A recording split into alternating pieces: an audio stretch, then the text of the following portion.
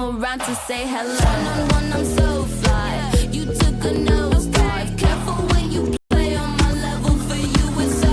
Hey, hello. Motorola Riza 50 Ultra. Flip the script. Hello, Moto. Anand Ranganathan, everything that happens in this country is actually either because Papa Trump has said it or Chacha Rahul Gandhi has suggested it.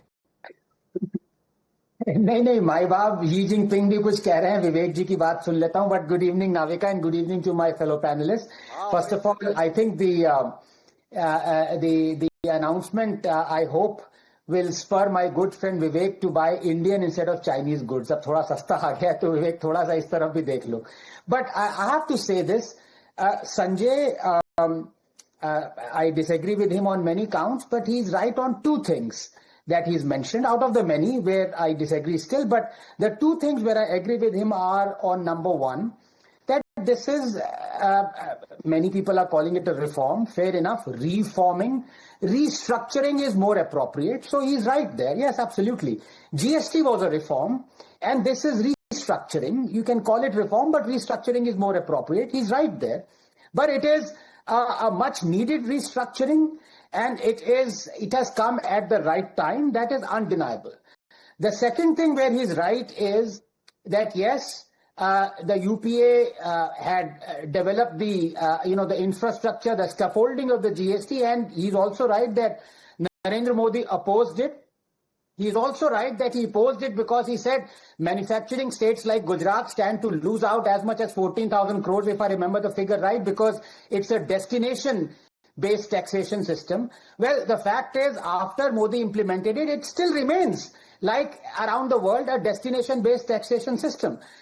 His concerns were to be addressed by the UPA. It didn't address it as much as he wanted to, but the fact remains that he opposed the GST in that form. So Jha is right there. Sanjay Jha is right there. Where he doesn't mention are the two things that are startling. Number one, GST under Narendra Modi has been a spectacular success. India has had the highest ever GST collections last year, $270 billion. Obviously, when you have such high tax collections, the economy cannot be dead. That is a commonsensical thing. Of course, the economy is not dead. You look at all the other parameters as well. The other thing that the Congress is not saying and tom-tomming the fact that it was Rahul Gandhi who wanted this 9 years ago. Well, let me give you two examples where exactly what Rahul Gandhi promised, Narendra Modi delivered. And yet Rahul Gandhi took a spectacular U-turn. The farm laws, the three farm laws were verbatim in Rahul Gandhi's election manifesto of 2019. And the third farm reform, the Contract Act, was actually already implemented in the erstwhile Congress-ruled state of Punjab. But the moment Modi brought those three reforms of APMC, alternative, of Essential Commodities Act, emergency provisions being lifted, and contract farming, Rahul Gandhi did a U-turn. On the CAA, it was the Congress resolution of 2015 that said Bangladeshi minorities, no, they cannot be Muslims.